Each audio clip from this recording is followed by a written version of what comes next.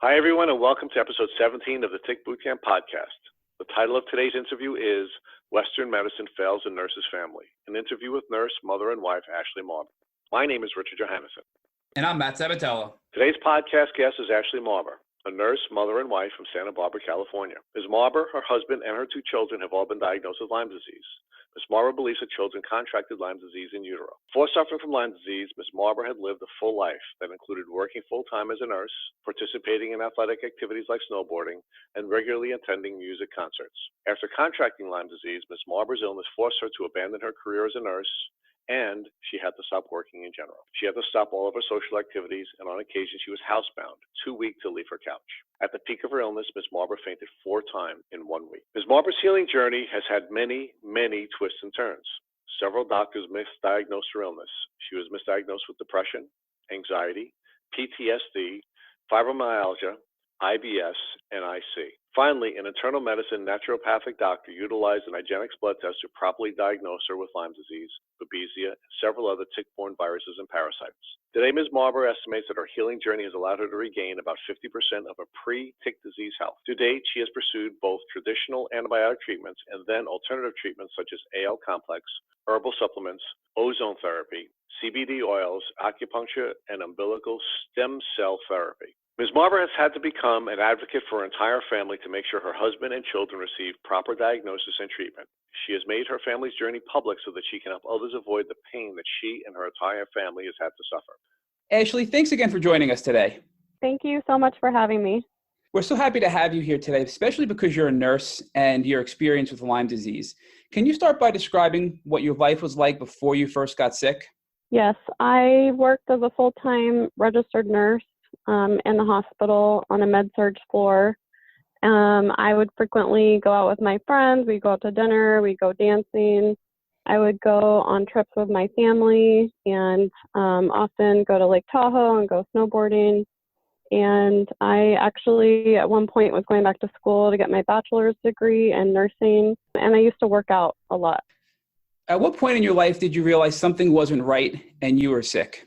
I started getting stomach pains when I was 12, and that didn't really ring any bells because I did have somewhat of a traumatic childhood, so it all seemed to kind of correlate to that. But then when I was 15, I started having fainting spells frequently, and I was tired all the time. And then in my 20s, a lot of those symptoms exacerbated. I was still fainting, and I was tired. I would get headaches. And then when things really shifted is in my 30s. I had frequent sinus infections. I was just sick all the time. And I kept telling my doctors around me that my muscles felt like they were sick. And they just didn't really know what to do with that information. And then I just had increased fatigue, headaches, muscle pain, joint pain. And then I also remembered that in 2008, I did get my very first flu shot, and I developed the flu for the very first time ever. So I was really sick after that. And from that moment on, I had a lot more symptoms. Ashley, so you were living a very healthy, happy life, working as a nurse, going back to school, having a good time with your friends. And then over time, up until your 30s, you started to get progressively worse and more sick. So how did that have an impact on your work life, your family life, your social life, all leading up to your eventual diagnosis with Lyme disease? It was really hard because I was so used to being able to do all of these things. And then suddenly I had to pull back. I had to stay home sick a lot, and I wasn't able to work. It was really hard on my family. It was really depressing, actually, to not be able to do all of those things. Not to get too personal, Ashley, but how was your family and friends during this time? Were they supportive of you? Were they telling you just to buck up and push on? My mom was supportive, and, nobody really knew what was going on. And honestly, I wasn't sharing a lot of what was going on because a lot of my doctors were telling me that it's because I was depressed. I frequently was told, you just have too much on your plate. So I just kind of took it that I need to find a way to decrease stress, decrease my anxiety, and if I can do that, I'll feel better. But I think, when they relate it to something else, when it's related to your childhood, they're a little more understanding. But when it actually came to being diagnosed with Lyme, I don't think anybody understood that. I think it's very hard for others to really understand the impact Lyme can have because it is known as an invisible illness. And you look fine on the outside, but you feel like you're dying on the inside. So it's very hard for people to relate. And I think if you can talk a little bit about how many doctors you saw before you got diagnosed. So I saw my primary care physician who did a bunch of blood tests. Regular blood tests. They don't test you for Lyme in primary care. They do like a CBC and they just check basic things. Nothing was seen on there. So basically they kind of brush me off and they tell me I'm fine. I was seeing a psychiatrist actually during that time, and I was diagnosed with depression, anxiety, PTSD. He had me on all kinds of medication. He prescribed one medication that would give me a side effect, and I'd have to be on another prescription for that. So I was kind of going down this path of really focusing on just the depression, anxiety, and then I was having all these stomach issues. Then I saw a GI doctor, and he basically told me everything was fine, that I just had too much on my plate. So I heard that again. And I also saw a neurologist, and he told me that I had complicated migraines, so he couldn't prescribe me anything. So if I did take anything, that it would lead to stroke. So that really led nowhere. So every doctor I saw just kind of led to a dead end, and it was really frustrating. And in the back of my mind, I always thought, no, this isn't right. There's something wrong. I just don't know what it is. I can't quite put my finger on it. And I need to keep pursuing finding the right doctor to actually help fix what's wrong with me. So really, it sounds like it was twofold. There was a domino effect of taking prescription medication for different things and then having side effects and taking more medication to address those side effects. And on top of that, you were getting worse and worse from the Lyme in your body, making you sicker and sicker. Yes. Now, before your diagnosis with Lyme, did you have any really severe moments that you can speak of that were memorable? Yes. So October of 2016 was probably one of the most stressful moments in my life. My job was extremely stressful. I found out my dad was dying of cancer. I was in the middle of having to go to court to go to trial for an incident that happened to my daughter, unfortunately. So my body was under the most severe stress I've ever been under. And that's when everything started changing for me. My body was just shutting down. I had fainted 4 times in 1 week. I was having severe pain in my back and then in my ribs, and the pain was so intense that I would faint. And my brain fog was worse. My fatigue was worse. I remember driving home from work and just feeling like I just can't do this anymore. My eyes would burn because I was so tired, and they would water, and I was like, something is not right. It honestly really scared me because I didn't know what was going on. You had multiple stressors going on in your life. You were working as a registered nurse, probably working late hours, night shifts, double shifts. Your father was ill. You were dealing with some legal issues with your daughter. Yes, definitely. I think that had a huge impact on my immune system, which was already fragile. I think it just completely lowered, any antibodies, anything my body naturally produced, just lowered to the point where it allowed the Lyme to fully come out and rear its ugly head and take over. You worked with a lot of peers and colleagues and doctors that have experienced a lot of different unique patients. Throughout your illness, did any of your peers, your doctors, your friends ever think that you could possibly have Lyme disease based on what you were experiencing? No, and unfortunately, a lot of Western medicine doctors don't believe Lyme exists here in California, which has been disconcerting and frustrating. And I even worked in a department right before I got sick, pediatric rheumatology. Looking back now, I see all these kids that had juvenile arthritis, and now I wish I knew then what I know now. I wonder how prevalent it actually is here, but unfortunately not. Nobody came to that conclusion. And when I went back to tell them, they were really surprised. Like my physical therapist, who I had just been working with to deal with all my muscle pain, when I went back to tell him, actually I had Lyme disease, that's what was going on. And his response was, really, I never would have guessed that. So they're not even thinking that. They're not even considering that as an option. We're here in Long Island, New York, where ticks are everywhere, and it's a major problem here, Lyme disease. And I can tell you from my personal experience and people that I've known that have been diagnosed with Lyme, it's pretty similar. Lyme is a great imitator, and it does imitate many, many other diseases. As you noted, you got misdiagnosed with several other things. After October of 2016, you were really, really, really sick. Can you walk us through what happened from that point up until your diagnosis with Lyme disease? Yeah, so I was feeling like, Western medicine was failing me. I'm on all these prescriptions and they were just making me feel so sick. So I decided to go another route. I had just finished reading the book called Clean by Alex Junger, I think is his name. And basically it's talking about how, there's so many pollutants in our food, our water, our air, our clothing. Really clean up your diet and, you'll feel better. And so that led me to the path of seeing a naturopathic doctor.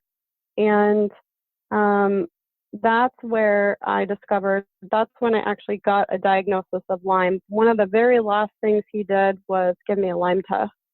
And that's how I found out that it was positive. That led me to a Lyme literate doctor here in Santa Barbara, which I'm so thankful for because, like I said, in the medical community here, Western medicine, as a nurse, I wasn't really taught about Lyme. All I knew from my studies is that you get bit by a tick, you have a bullseye rash, you have arthritis and Bell's palsy, and then you take antibiotics and you're better. And that was my perception of Lyme. So I had no idea that it was so much more than that. So then I started seeing my Lyme literate doctor here in Santa Barbara, and actually, sorry to go back, the naturopathic doctor is the one that prescribed doxycycline for me. So I started taking that right before I started seeing my Lyme literate doctor, and that was really hard because the antibiotics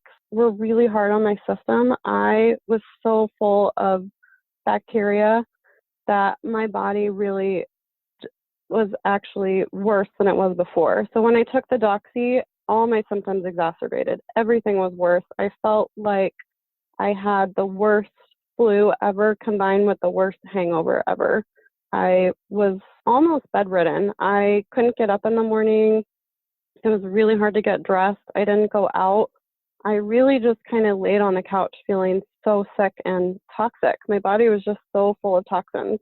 And I didn't know about cleansing and I didn't know about binders yet. I didn't know anything. So I really had to educate myself about what this disease is, what the treatments are, how long it takes to get better. And I just went into research mode and I studied as much as I possibly could to learn everything I could. I think I joined every single Lyme group there is on Facebook. And that really helped me so much. Ashley, I think you brought up two good points, many good points. The first one being that you thought, well, I'll have a bullseye rash, I'll have Bell's palsy, and then I'll get antibiotics, and then I'll feel better. And the first observation I have is that's a very common misconception that you're going to definitively get a bullseye rash if you have Lyme disease from a tick. And that's not true. We know that not everybody gets a bullseye rash. In fact, there are many people that don't. I know myself, I never had the bullseye rash from Lyme disease. And the second misconception is that you're going to feel better as soon as you receive antibiotics. Once that course is over, you're going to feel better. And in the words of my former infectious disease doctor, according to the CDC, you are now cured from Lyme disease. But we know that many people don't get cured and they suffer from chronic Lyme. And the odds are the longer you go undiagnosed with Lyme disease, the higher the likelihood that you're going to have chronic Lyme. And in your case, you went over 25 years being misdiagnosed before you got a proper diagnosis. And because of that, do you believe that led you to be in the position you're in now, where it's such a major fight to recover your health at this point?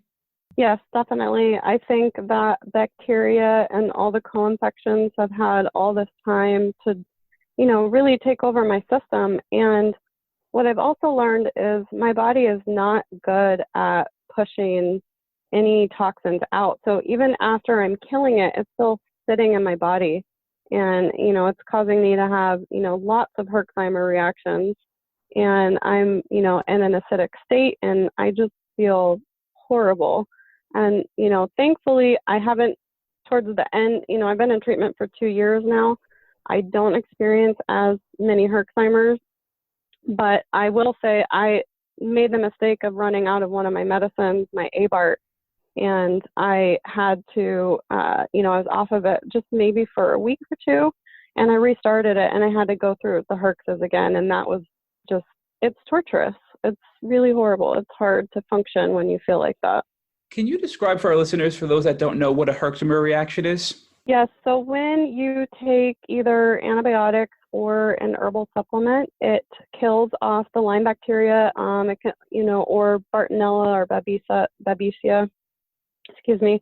And as that virus and the bacteria, as it dies off, it puts your body in an acidic state. And when you feel that way, you have brain fog, you have increased muscular pain, increased fatigue. And what I've learned is that's so important that when you feel that way, there are things you can do to put your pH level down.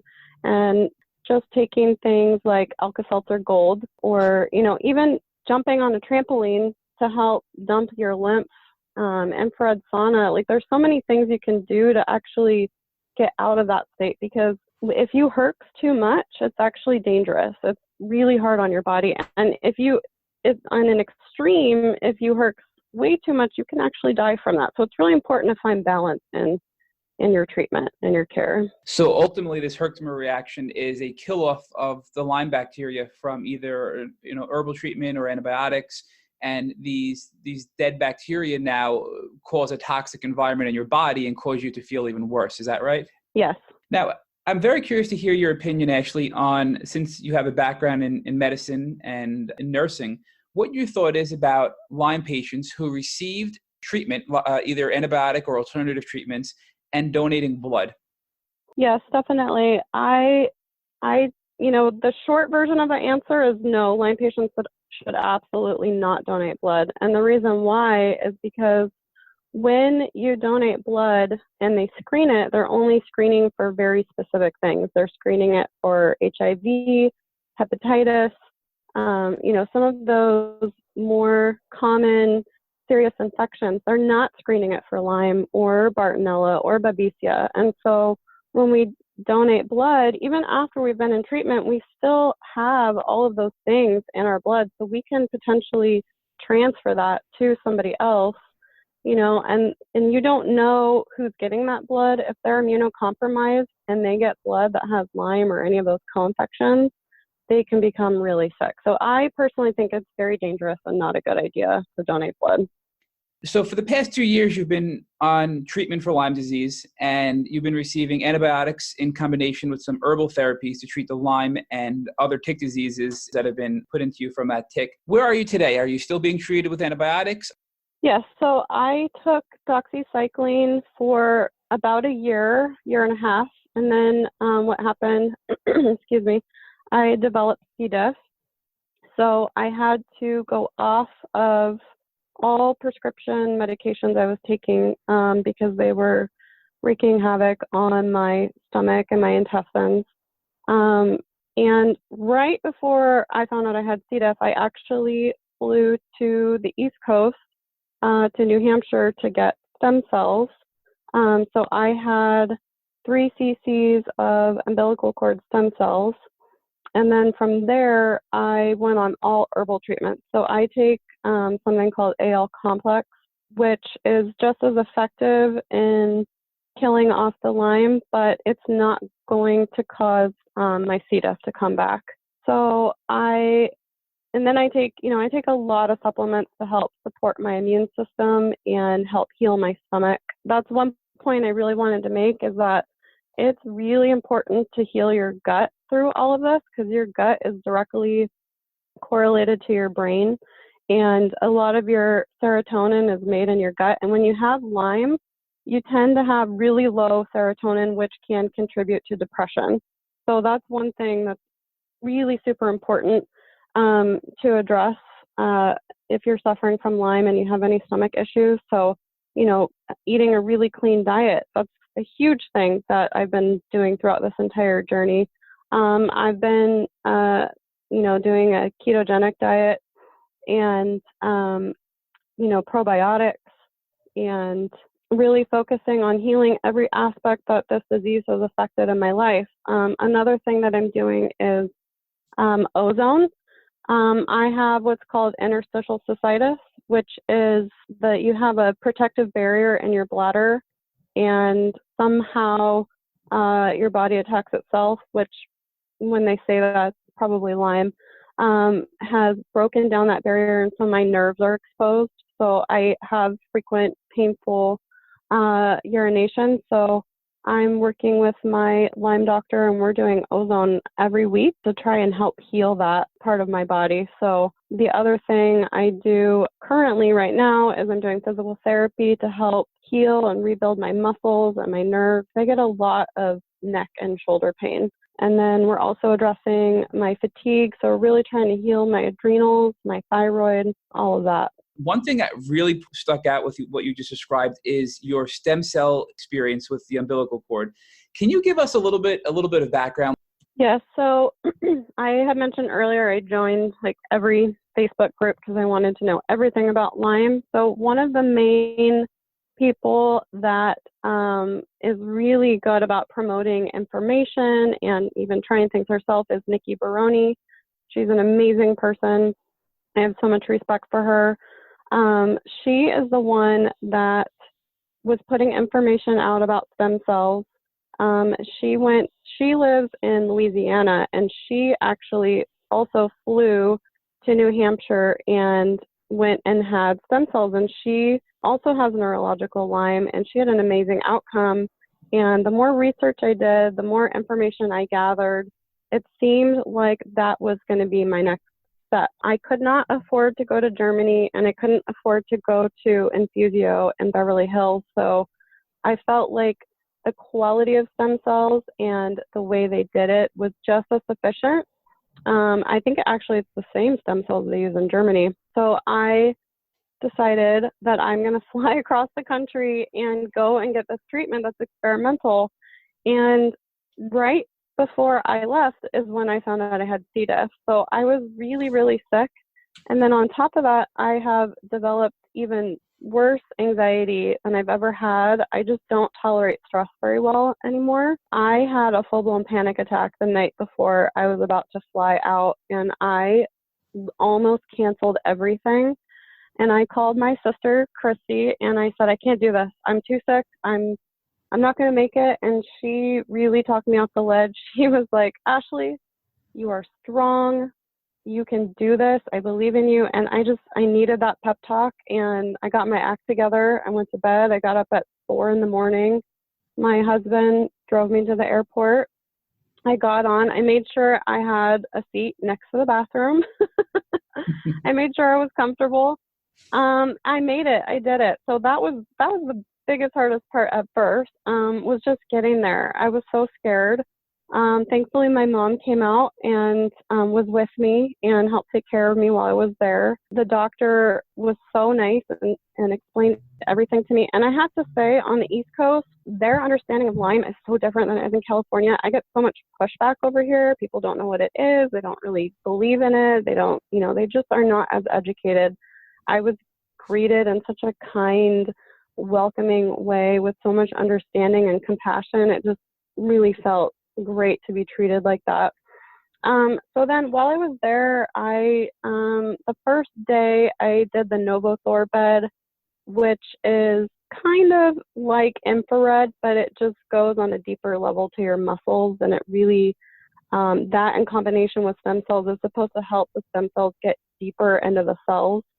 So I did the Novothor bed every day. The second day I did IV mannitol, which helps open up the blood-brain barrier so that the stem cells go deep into your central nervous system. And I tolerated that fine. My concern with that was that I already have really low blood pressure, and that drops your blood pressure, but it ended up being fine. I didn't have any side effects from it. And then I also did IV laser while I was there. Each color represents something different. It helps with depression. It helps with fatigue. And I did notice it did make me feel better while I was there. Unfortunately, it didn't last after I left. So I was there for a whole week, and great experience. I flew home, and I think that was the first time that my husband had a hard time with my Lyme disease, because I think he was expecting I was going to be better. I was going to come home and we were going to get back to our lives and everything was going to be great. But unfortunately, what happened is I just was herxing nonstop for actually a couple months afterwards. I was actually worse when I got home. I was so sick and tired and in pain and cranky and wasn't sleeping well. My neck pain was worse. My anxiety was worse. Everything just kind of was exacerbated. And I was also thinking, well, maybe I don't have to be on Lyme medication anymore. Well, I was wrong about that too. I still saw my Lyme literate doctor here in Santa Barbara frequently, and I had to go, I couldn't take prescription medication anymore because of the C. diff. So I started taking all of the herbal medication, and we just had to constantly change around my medication because my body would just go, I'd get worse and then I get a little bit better and I get worse and I get a little better. And I really had to focus on detox. That was huge for me because the stem cells were just getting into every nook and cranny of my body and killing off so many things that I really had to, I joke that I became my own patient. I really had to learn what that meant to take care of myself. And if I can't take care of myself, I can't take care of anybody else. So I really had to kind of take that time and just heal. And that was hard. That was one of the hardest times, I think, in this journey, was going through that. But I would do it again in a heartbeat because I feel that stem cells are one of the keys to, eating this. I don't think that it's going to completely kill it off, but I think once I stopped herxing and once, I was really on track with all my medicine and detoxing, there was a breakthrough where I felt like myself. And that's the best feeling ever, because you get so lost in this disease that you forget who you are or, what you're fighting for. And you finally have a moment where you feel good and it's like, okay, I can do this and I'm going to keep going. Do you attribute that state of feeling I am myself again to the stem cell therapy, and without that would have never occurred? I think it helped jump me into a level of healing that I don't think I would have obtained without doing the stem cells. I definitely think it helped me. I see that you have tried CBD oil. Can you speak about if it has helped you? Yeah, so I've actually tried CBD in probably every form that you can get your hands on. I've tried the tincture, I've tried topical, I've tried the vape pen, I've tried gummies, I've done it all. And I have to say, that you find CBD everywhere now. You can even find it in CVS. I think you just want to be careful with the quality of CBD that you're getting. I don't think they're all the same. I think some are definitely better than others. I have a friend that's also a nurse, and she makes her own CBD ointment, and that is great for when my neck hurts really bad. I put that on, and it really helps a lot. And I actually have a vape pen that has CBD in it that I take every single night before I go to bed. That helps me sleep. It helps minimize my pain, so I'm not tossing and turning in pain all night. I really think CBD is healing. It's anti-inflammatory. I think there's so many things we don't even know about it yet that it's going to help us with. So I think it's a definite thing you want to have in your bag of tricks to help combat a lot of this stuff. Ashley, what percentage would you say you're back to your old self? I would say I'm about 50%. I have learned that none of this is a quick fix. Like, the body really takes time to heal. So I've learned to accept that. Now, have you been able to return to work as a nurse? So I just recently, within the last 2 months, have been able to go back to work. Unfortunately, I'm not able to work as a nurse just yet because it requires so much skill physically, mentally, and emotionally that I just don't have yet. So I am working part-time, and it's a really low stress job where, even if I'm not feeling great, I can still kind of function. And this is the first time since I was a teenager that I'm working part-time, which is new to me, and I've had to embrace that and be okay with, where I'm at in my life and that I'm just not quite there yet. But it is encouraging that I'm even able to do that because, 6 months ago, I was, barely getting off the couch, barely able to get dressed. I didn't wear makeup. I didn't go out. So it's really nice to be in a place where I can get up and I can get ready and, drive in a car and not feel like I'm dying. So, even though I'm not exactly where I want to be, I'm hopeful that I will get back to that place and I will work as a nurse again. Ashley, have you been able to return to having a social life and an improved family life? I am a little bit. I'm not where I was before I started treatment, but I am able to go to a concert once in a while because I'm a music lover, and that's like something that is so important to me to have that back in my life. So I am able to go, just not quite as much as I'd like to. And I am able to go on little trips again. So that's definitely improved. I have to take time to recover when I go on a trip. Driving is hard on my body. Traveling is hard on my body. I just have to remember that, when I'm out and, family wants to do a bunch of stuff that, I have to really communicate, this is what I can do and this is what I can't do. And I need to rest afterwards. And I just really have to take that time for myself. With my kids, I wish I had a little more energy. It's really hard because when they're home from school is when I'm the most tired. But, we find ways to spend time together and read and, we don't get to do everything we want to do, but it's that I'm also hopeful about. I feel like I will get back to a place where I can play with them more. And on the note of your husband and your children, Ashley, I know your husband has Lyme as well as your children. Do you believe that Yes. your children received that Lyme from you through birth? Yes, definitely. I watched the documentary Under Our Skin, and that was so educational for me and so helpful. It really helped me see, exactly what Lyme looks like and how it can transfer to children. Like I said, I didn't know very much about it in the beginning, and I just, I didn't have all the information, and I was really mostly concerned about my daughter. She's now 8. She exhibited a lot of symptoms. She had headaches, she had joint pain, stomach pain, her memory was off, she had some behavioral stuff, and I was very concerned about her. And, I know some parents hesitate to get their children tested because they don't want to know. But in my perspective, if you let it go on longer, it could do more damage and it could get to a point where it's irreversible.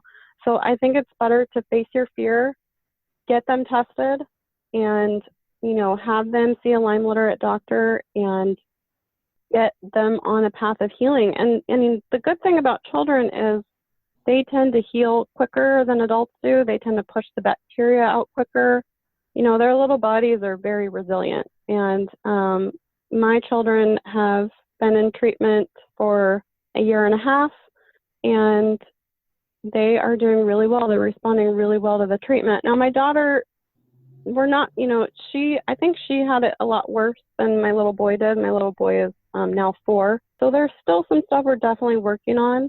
But, as she gets older and the more research they do and the more treatments that are available, I'm betting that things are going to be a little bit better for her. I'm hoping she can also get stem cells as well. So, but yeah, it's been really hard having our entire family having Lyme. And I even had my oldest son tested as well, and his Lyme test also showed exposure to Lyme. So I feel that they definitely contracted it in utero while I was pregnant with them. I have an article up right here from the National Institute of Health that states the Lyme bacteria, which are known as Borrelia spirochetes, were found in human vaginal and seminal secretion. So there is definitely evidence pointing to the fact that Lyme disease can be sexually transmitted and also potentially can be spread to your children via birth. So I think it's important for everybody to be aware of the possibility and to consider it when they have their children, to get them tested, just to try to get at it as quick as possible if they are born with Lyme disease. What advice would you give to others who are in the throes of Lyme disease? I think one of the biggest lessons I learned is that, yes, you are fighting for your life, and yes, your body is at war, but fighting against the Lyme is something I had to stop doing. I had to surrender to it. I had to accept it, that this is who I am, this is where I'm at in my life, and really focus on holistic healing. I think Lyme is more than just killing the bacteria. I think that, there's some emotional healing that needs to happen, and, finding peace in your life. And, I know there's a lot of cheesy sayings about, being thankful and all of that, but I really wholeheartedly believe that, through all the hard stuff, if you can find the things that you're appreciative of and that you're thankful for, it definitely gets you through the hard parts of it. I also think having a Lyme group is really important. I started one here in Santa Barbara because I just noticed there was a lack of support here, and now I have 50 people in my little Lyme group here in Santa Barbara, and we meet once a month. And just having somebody else that understands what you're going through really, really help, with the depression and the loneliness and the isolation. So just finding somebody to talk to who understands, I think, is really helpful. Now, on the flip side, what advice would you give to others who are not sick? It's really important to, first of all, if you're hiking or you're out in nature, be really aware of your surroundings, be aware of ticks, and doing tick checks, not just on you, but, your animals, and then how to properly remove a tick without exerting the bacteria into your body if you pull them out the wrong way. And then if you are bit by a tick, whether it leaves a bullseye rash or not, prophylactic treatment with antibiotics, I think, is really important. If you can catch it in that really early stage, you might actually cure it, because once it's in your system for a certain amount of time, it does go chronic, and then it's just really hard to fight it from there. And another thing is not just going to your regular primary care physician, but finding a Lyme literate doctor, I think, is also crucial, in that they're going to have the most understanding, that they're specializing in Lyme. So you want to go to somebody that really understands proper treatment. Thank you for joining us today and sharing your story with all of our listeners. We know that your experiences will definitely help countless people that are listening to this podcast, and we can't thank you enough for joining us. Thank you so much for having me. I really appreciate it. Thank you for listening to the Tick Bootcamp interview with Ashley Marba. To our listeners, we have, as always, a call to action. First, if you would like to learn more about Ashley Marba and her family's tick disease journey, please visit her Instagram at Ashley Marba, or email her at ashleymarba@hotmail.com, or you can visit her Facebook page at facebook.com/ashley.marba, ASHLEY.MARBA. Second, if you enjoyed this episode of the Tick Bootcamp podcast interview with Ashley Marba, please share it with your friends by using the social media buttons you will see at the bottom of the post. Third, please don't forget to subscribe to this podcast on iTunes, Google Play Music, or Spotify to get the automatic episode updates for the Tick Bootcamp podcast. And finally, please take a minute to leave us an honest review and rating on iTunes or on our website. This is a new effort on our part, and we could really use your help so that we can create a podcast that you would like to listen to. We make it a point to read every single one of your reviews. Thank you for listening.